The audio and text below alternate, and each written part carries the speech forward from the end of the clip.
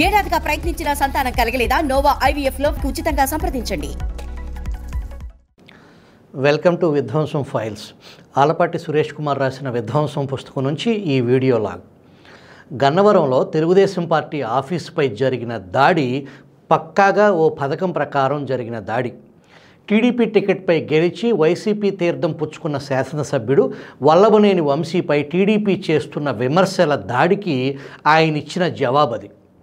ఆ విమర్శల్లో ఎక్కువ శాతం పార్టీ అధికార ప్రతినిధి పట్టాభి నోటి నుంచి వచ్చినవే. అందుకు ఆయన కూడా మూల్యం చెల్లించారు.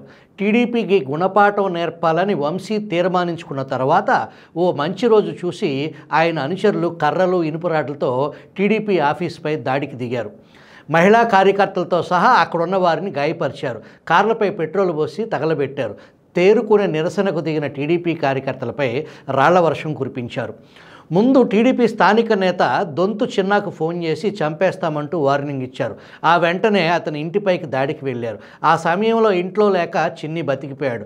తమ కళ్ళ ముందు విధ్వంసం జరుగుతున్నా కానీ పోలీసులు ప్రేక్షకుల్లాగా చూస్తూ కూర్చున్నారు. విషయం తెలిసి టీడీపీ అధికార ప్రతినిధి పట్టాభి విజయవాడ నుంచి గన్నవరం చేరుకునేసరికి ప్రేక్షకులు కాస్త సడన్గా పాత్రదారులుగా మారిపోయారు. పట్టాభిని కారెక్కించి ఎక్కడికో తీసుకువెళ్లారు. వల్లభనేని వంశీపై నిరాధార ఆరోపణలు చేస్తున్న టీడీపీ నేతల వైఖరికి నిరసనగా ఆ పార్టీ కార్యాలయం వద్ద నిరసన తెలిపేందుకు వెళ్లిన వంశీ అభిమానులు అనుచరులపై టీడీపీ నేతలు దాడికి దిగారని సాక్షి రాసింది. సాయంత్రం 6 గంటల సమయంలో గన్నవరంలో పట్టాభిని అదుపులోకి తీసుకున్న పోలీసులు మరుసటి రోజు సాయంత్రం 5 గంటల సమయంలో ఆయనపై హత్యాయత్నం అభియోగంపై కోర్టులో ప్రవేశపెట్టారు. ఈ మధ్యలో పోలీసులు ఏం చేశారు? పట్టాభి జడ్జికి చెప్పిన దాని ప్రకారం ఆయన్ను దాదాపు 200 కిలోమీటర్లు తిప్పారు. చాలా పోలీస్ స్టేషన్లు తీసుకెళ్లారు. చివరికి తోట్లవల్లేరు ఠాణాలో 3rd డిగ్రీ ట్రీట్మెంట్ ఇచ్చారు. ముఖానికి ముసుగు వేసి 3 వ్యక్తులు సుమారు అరగంట సేపు తనను చేతులపై కాళ్లపై కొట్టారని పట్టాభి కోర్టులో చెప్పారు. ఆ సమయంలో ఠాణాలో విద్యుత్ లేదు. అది కూడా పోలీస్ పనేనని మనకు తెలియదు. పట్టాభిపై SC/ST అత్యాచార నిరోధక చట్టం కూడా ప్రయోగించారు. ఎస్సీ అయిన గన్నవరం సిఐ కనకారావును పట్టాభి కులం పేరుతో దూషించారట. అంతేకాదు చంపేందుకు కూడా ప్రయత్నించారంట. ఎంకిపెళ్లి సుబ్బిసావుకు వచ్చిందన్నట్టు కనకారావు చచ్చినట్టు ఆసుపత్రిలో చేరాల్సి వచ్చింది. మొత్తం 6 నాన్ బెయిలబుల్ కేసుల్లో పట్టాభితో పాటు 59 మంది టీడీపీ కార్యకర్తలను నిందితులుగా చేర్చారు. 12 మంది వైసీపీ కార్యకర్తలపై 2 బెయిలబుల్ కేసులు పెట్టారు. 11 మంది టీడీపీ కార్యకర్తలను అరెస్ట్ చేసి జైలుకు పంపారు.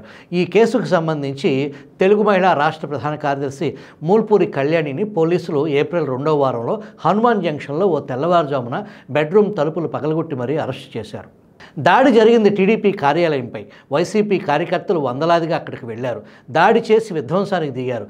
తగలబడింది, ధ్వంసమైంది టీడీపీ వారి కార్లు.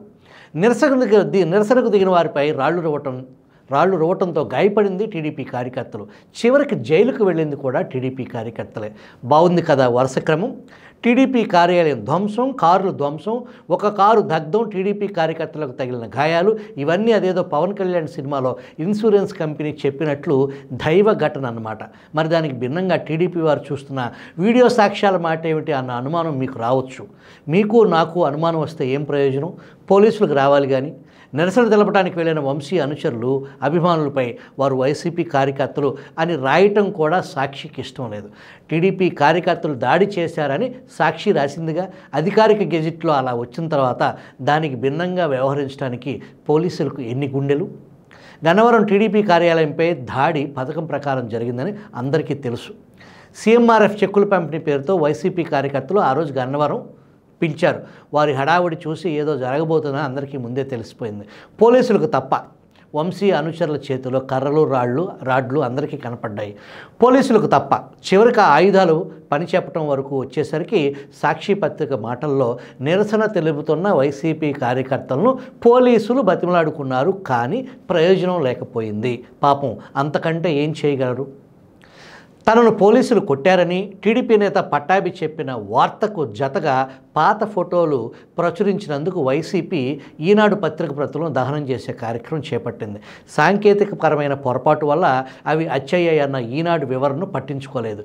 ఈ దహనం కార్యక్రమం వార్తను సాక్షి వరుసగా 2 రోజులు బ్యానర్గా ఇచ్చింది.